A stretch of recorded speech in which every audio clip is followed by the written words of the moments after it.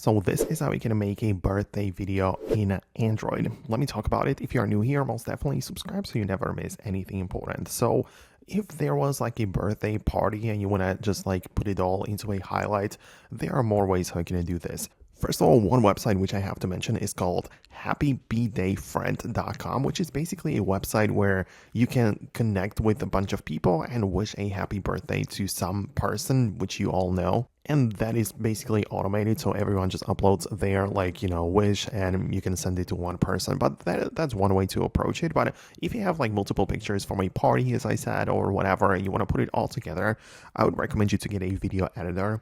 In best case, I would go with the CapCut, which is free to get and has some paid features, but I still like it very much.